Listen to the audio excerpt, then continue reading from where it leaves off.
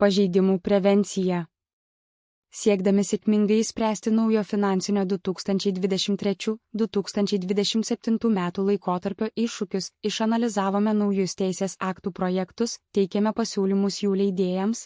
Dėl jų aiškumo bei sankcijų proporcingumo ruošėme ir tobulinome informacinės sistemas ir kitus technologinius įrankius.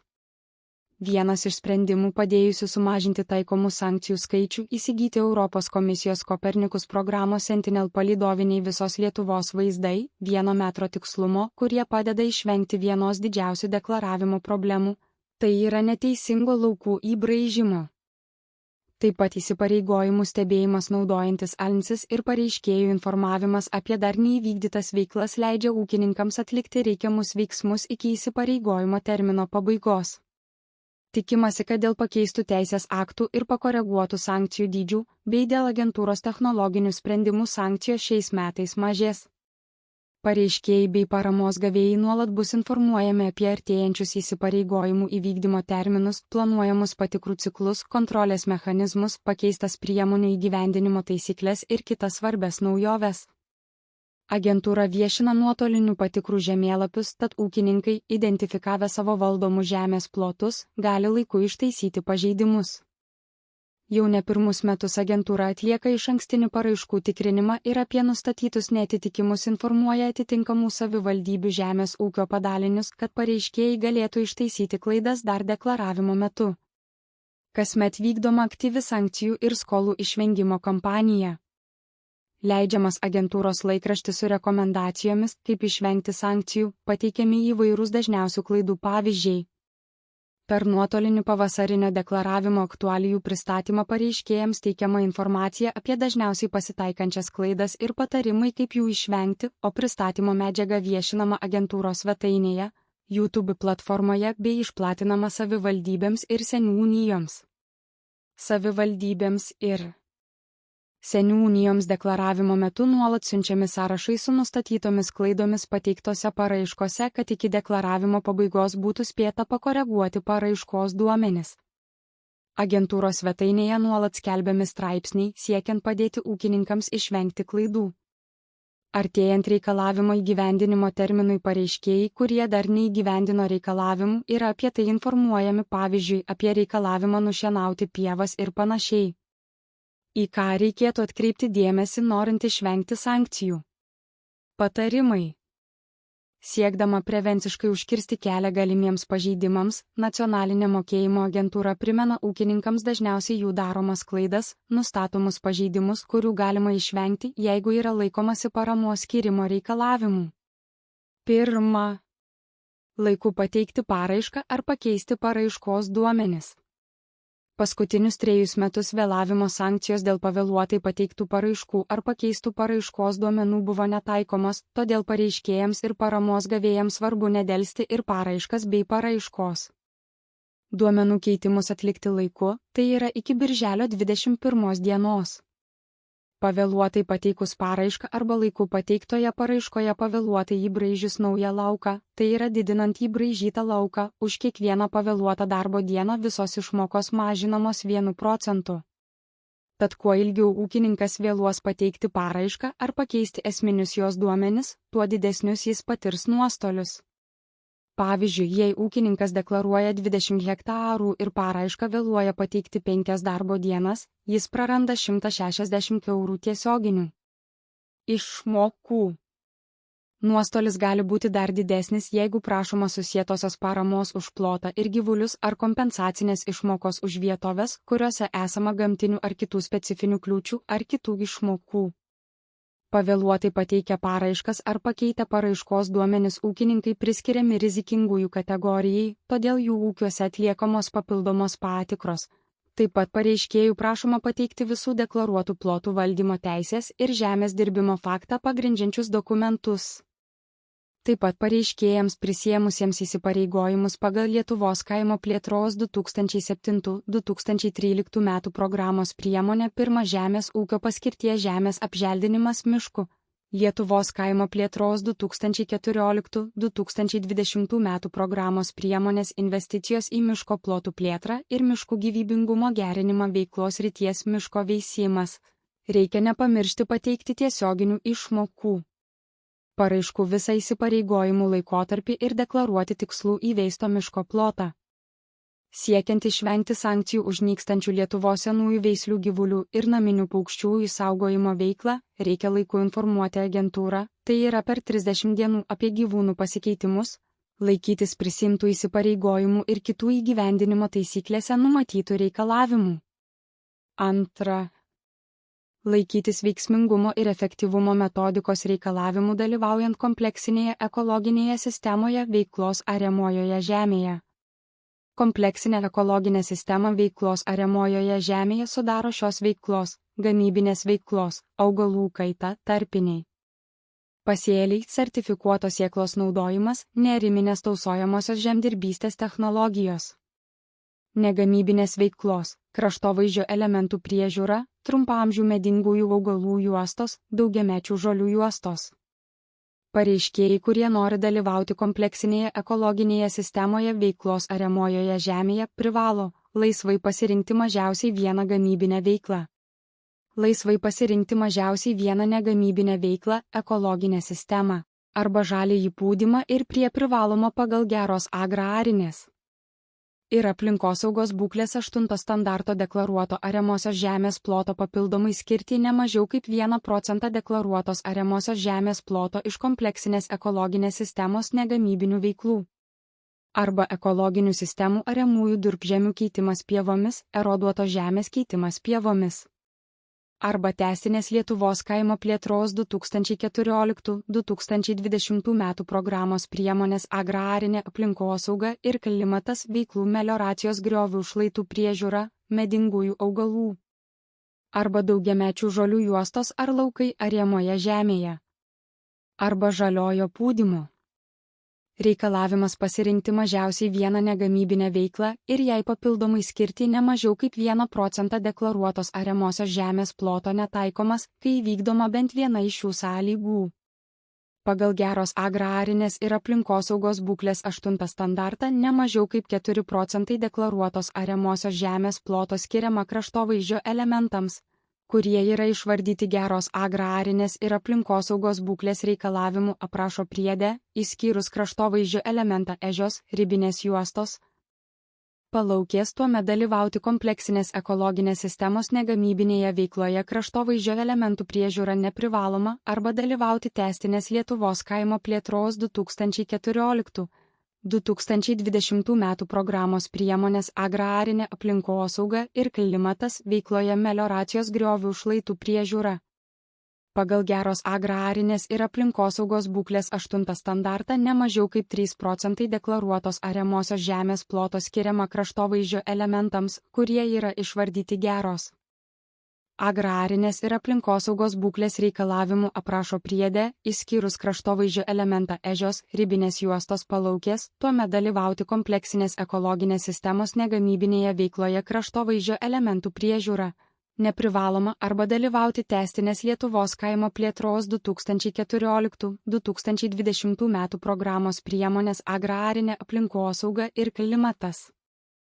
Veikloje melioracijos griovių šlaitų priežiūra, bei ne mažiau kaip 4% deklaruotos ariamosios žemės ploto skiriama azotą kaupiantiems augalams, laikantis jiems nustatytų sąlygų geros agrarinės ir aplinkosaugos būklės reikalavimų apraše.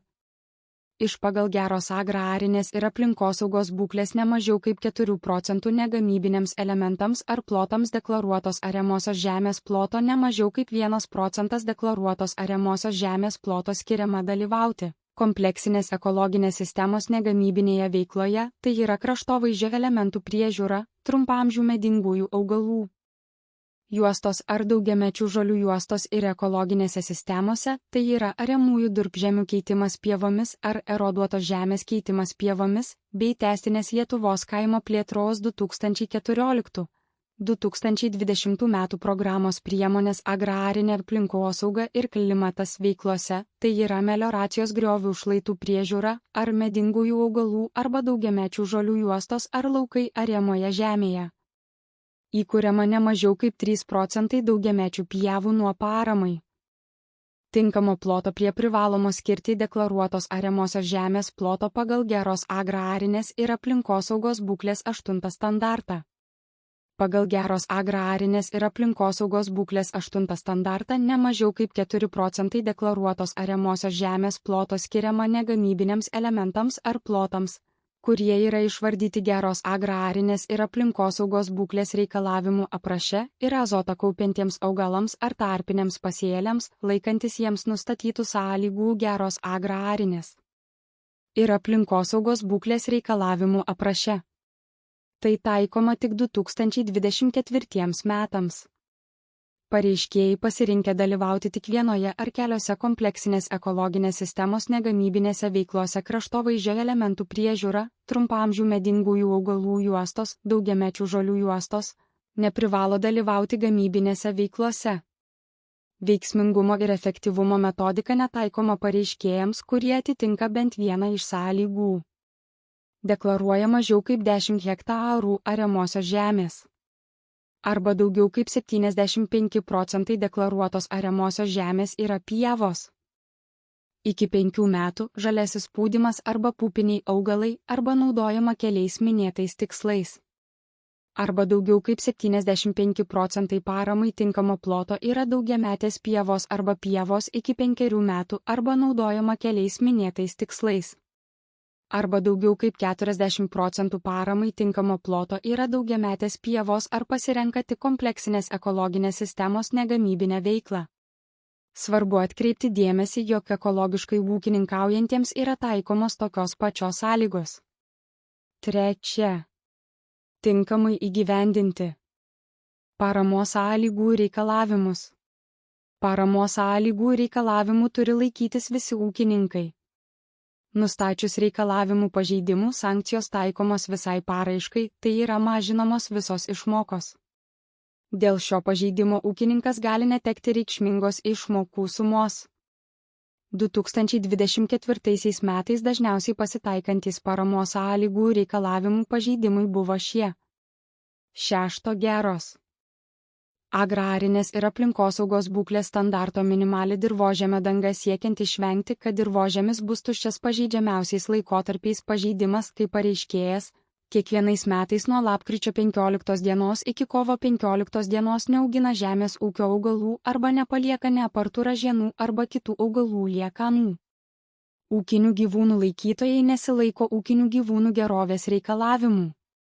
5. Geros agrarinės ir aplinkosaugos būklės standarto žemės dirbimo valdymas siekiant sumažinti dirvožemio degradacijos riziką ir eroziją, be kita ko atsižvelgiant į šlaito nuolydį pažeidimas, kai pareiškėjai erozijai jautriose teritorijose augina kaupiamuosius žemės ūkio augalus, šakniavaisius ir šakniagumbius ir kiekvienais metais laikotarpiu nuo lapkričio 15 dienos iki kovo 15 dienos neužtikrina bent minimalio žolinių augalų. Augmenijos tai yra apsėjimas, ražienų laukai per žiemą arba palikti kitas augalų liekanas. Žemės ūkio veiklos subjektai tirštojo mėšlo nekaupia mėšlidėse arba tvartuose, taip pat tirštojo mėšlo rietuvėse prie tvarto. Be to, yra pasirenkama netinkama talpa mėšlidžių, srutų kauptuvų ir tirštojo mėšlo rietuvių prie tvarto. 4. Kuo tiksliau nurodyti auginamą pasėlį bei vykdyti ūkininkavimo veiklą. Ūkininkai paraiškoje turi tiksliai nurodyti deklaruojamuose plotuose auginamas augalų kultūras, tai yra tiksliai pažymėti pasėlio kodus, nes tai svarbu apskaičiuojant susietosios paramos už plotus, pavyzdžiui, už baltyminių augalų auginimą, vaisių ir uogų auginimą atvirajame grunte. Išmokas. Atkreipiame dėmesį, jog nustačius kitą pasėlį nei deklaruotas prašant susietosios paramos, pareiškėjui parama papildomai sumažinama dar pusę to ploto dydžio, kuris nustatytas neteisingai deklaruojant. Agentūra jau gali nustatyti Lietuvos mastu, koks auginamas pasėlis, taip pat identifikuoti atvejus, kai pieva tyčia klaidingai deklaruojama kaip pasėlis, pavyzdžiui, kaip šaltalankiai žirniai pupos. 5. Laikytis šienavimo terminų. Nušienauti pievas, žolinius azotą kaupiančius augalus ariamojoje žemėje privalu ne mažiau kaip vieną kartą per metus ir ne vėliau kaip iki einamųjų metų rugsėjo 1 dienos.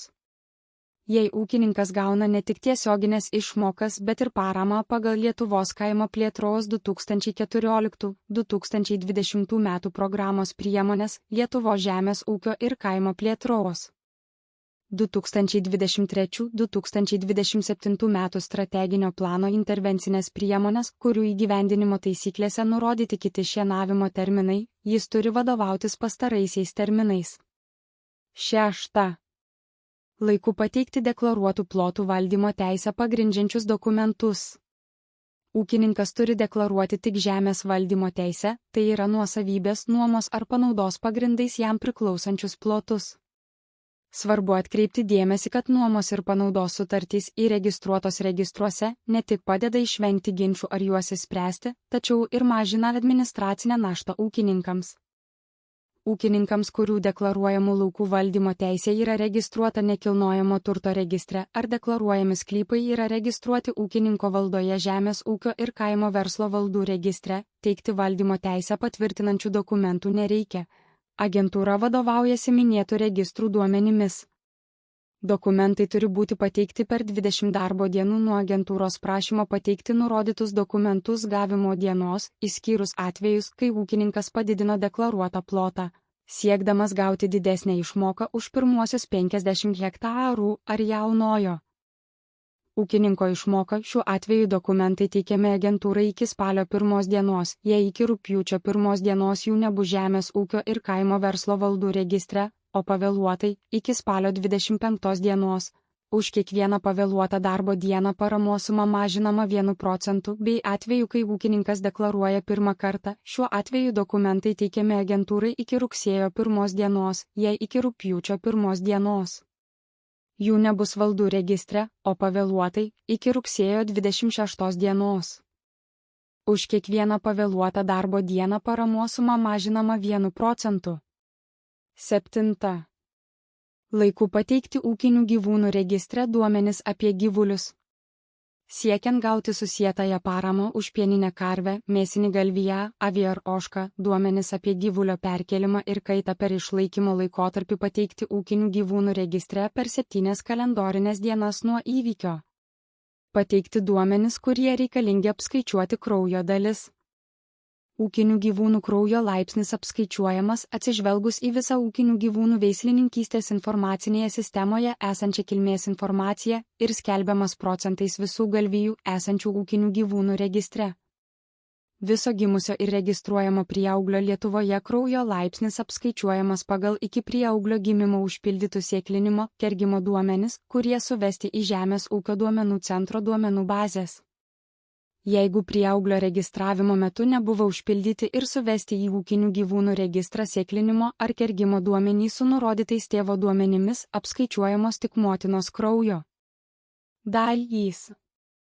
Reikia Žemės ūkio duomenų centre pristatyti iš užsienio šalių įvežamų gyvulių zootechninius kilmės pažymėjimus arba kitus dokumentus, kuriuose nurodytas kraujo laipsnis. Svarbu reikia pasitikrinti Žemės ūkio duomenų centro duomenų bazėse, ar sėklinimo kergimo dokumentuose yra nurodytos ir apskaičiuotos nurodytų gyvūnų veislės kraujo dalys, nes pagal šių gyvūnų informaciją bus skaičiuojamas prieauglio kraujo laipsnis. 8. Pateikti nuotraukas per Enema Agro programą. Pareiškėjai, kurie deklaruoja bendrą 2 hektarų ir didesnį vaisių, uogų ir daržovių atvirajame grunte, bei 1 hektarą didesnį riešutų ar moliūgų plotą ir prašo susietosios paramos iki spalio 1 dienos, likus ne mažiau kaip 10 darbo dienų iki pirmo derliaus nuėmimo. Per Enema Agro programą turi pateikti nuotraukas iš kiekvieno lauko kelių skirtingų vietų, kuriuose aiškiai matytųsi užaugintas derlius ir bendras lauko vaizdas. Taip pat siekiantys susietosios paramos už daugiamečius sodinius privalo juos išlaikyti ir jie turi būti randami patikros vietoje metu visus kalendorinius metus, kuriais teikiama paraiška. Tais atvejais, kai daugiamečiai sodiniai iki kalendorinių metų pabaigos nebus išlaikyti, pareiškėjai privalo per Enema Agro programą pateikti nuotraukas iš skirtingų lauko vietų, kuriuose aiškiai matytųsi auginti daugiamečiai sodiniai ir bendras lauko vaizdas. Tais atvejais, kai iki einamųjų metų rugpjūčio 1 dienos neišlaikomas deklaruotas pasėlis ar jo liekanos, iš kurių būtų matyti, kad lauke buvo augintas paraiškoje deklaruotas pasėlis, privalu per programą Enema Agro pateikti nuotraukas iš skirtingų lauko vietų, kuriuose aiškiai matytųsi auginamas pasėlis ir bendras lauko vaizdas. Reikalavimas informuoti per Enema Agro taikomas ir tais atvejais, kai ruošiamasi posėlį ar įsėlį išlaikyti trumpiau nei taisyklėse numatyta galutinė išlaikymo data. Tokiu atveju ūkininkas privalo pasėjęs posėlį ar įsėlį ne vėliau kaip per 7 kalendorinės dienas elektroniniu paštu posėlis@enema.lt ar per Enema Agro programą informuoti apie sėją, nurodydamas valdos numerį, kontrolinio žemės sklypo ir lauko numerius, tikslę sėjos datą, nuo kurios bus skaičiuojamas posėlio ar įsėlio išlaikymo dirvoje terminas. Primintina, kad šiais atvejais posėlis ar įsėlis privalo nepertraukiamai būti išlaikomas dirvoje bent 8 savaites. Pareiškėjai, kurie siekia gauti paramą pagal Lietuvos kaimo plėtros 2014-2020 metų programos priemonės agrarinė aplinkosauga ir klimatas veiklą ekstensyvus šlapynių tvarkymas ir deklaruoja nuo 1 hektaro kodų 5 PT3 laukus, ne mažesnius kaip 0,1 hektaras. Atlikę šlapynės sutvarkymo darbus turi informuoti agentūrą per 5 darbo dienas, bet ne vėliau kaip iki kovo 1 dienos per Enema Agro programą, pateikdami nuotraukas iš skirtingų lauko vietų, kuriuose aiškiai matytųsi deklaruotos ir sutvarkytos šlapynės vaizdas. Kai prašoma paramos pagal kompleksinės ekologinės sistemos veiklą kraštovaizdžio elementų priežiūra, būtina pateikti deklaruotų natūralios, tai yra gamtinės kilmės akmenynų, akmenų, šakų, kelmų krūvų nuotraukas per Enema Agro programą iki einamųjų metų Liepos 1 dienos. Pareiškėjai, kurie siekia gauti paramą pagal ekologinės sistemos kompleksinę pievų ir šlapynių priežiūros schemą veiklą be svarbos natūralių pievų, šlapynių bei rūšių buveinių tvarkymas privalo drugių, šiaurinio auksinuko, auksuotosios šaškytės buveinių apsaugos plotuose nušienautą žolę išdžiovinti prieš surenkant ir likus ne mažiau kaip 5 darbo dienoms iki išdžiovintos žolės išvežimo, bet ne vėliau nei iki einamųjų metų spalio 1 dienos. Per programą Enema Agro pateikti deklaruojamame lauke nušienautos žolės nuotraukas iš skirtingų lauko vietų. Pareiškėjai, kurie siekia gauti paramą pagal ekologinę sistemą sodų ir uogynų tvarkymas gamtai palankių būdų ir kurie nuo gegužės 1 dienos iki rugsėjo 1 dienos įrengia vabzdžių kenkėjų feromoninės gaudyklės ne vėliau kaip per 5 darbo dienas, bet ne vėliau kaip iki rugsėjo 5 dienos per Enema Agro turi pateikti deklaruojamame lauke įrengtos feromonų gaudyklės nuotraukas iš skirtingų lauko vietų. Nuo gegužės 1 dienos iki rugsėjo 1 dienos įrengia biologinę įvairovę palaikančius elementus, tai yra paukščių ar šikšnosparnių inkilus ar vabzdžių lizdus, ne vėliau kaip per 5 darbo dienas, bet ne vėliau kaip iki einamųjų metų rugsėjo 5 dienos. Per Enema Agro programą turi pateikti deklaruojamame lauke įrengtų biologinę įvairovę palaikančių elementų nuotraukas iš skirtingų lauko vietų. Atkreipiame dėmesį, jog pavėluotai nuotraukos priimamos iki einamųjų metų rugsėjo 20 dienos, tačiau už kiekvieną pavėluotą darbo dieną paramos suma pagal ekologinę sistemą yra mažinama 1%. 9. Dirbtinai nedidinti arba nemažinti deklaruoto ploto. Siekiant patikrinti, ar ūkininkas siekdamas didesnės paramos, pavyzdžiui, gauti jaunojo ūkininko išmoką už pirmuosius hektarus, ar vengdamas vykdyti kitus reikalavimus, galimai tyčia ar dirbtinai padalino valdą sumažindamas jos plotą į kelias valdas, taip padidindamas kitų esamų valdų plotus iki papildomomis išmokomis finansuojamos ribos arba sukurdamas naujas valdas, yra nustatyti dirbtinio valdų skaidymo tikrinimo kriterijai pagal atskiras paramos priemonės. Paramos schemos jaunojo ūkininko išmokos valdos skaldymo tikrinimo kriterijai. Pareiškėjai teikiantys paraišką, kurioje pirmą kartą siekia gauti jaunojo ūkininko išmoką ir deklaruoja nuo 70 iki 110 hektarų žemės ūkio naudmenų. Pareiškėjai teikiantys paraišką, kurioje nebe pirmą kartą siekia gauti jaunojo ūkininko išmoką ir einamaisiais metais deklaruoja nuo 70 iki 110 hektarų žemės ūkio naudmenų, o praėjusiais metais deklaravo nuo 20 iki 60 hektarų žemės ūkio naudmenų ir einamaisiais metais deklaravo daugiau nei 30 hektarų. Daugiau palyginti su praėjusiais metais. Paramos schemos išmoka už pirmuosius hektarus valdos skaldymo tikrinimo kriterijai. Pareiškėjai, kurių pirmą kartą deklaruojamas plotas yra nuo 20 iki 40 hektarų.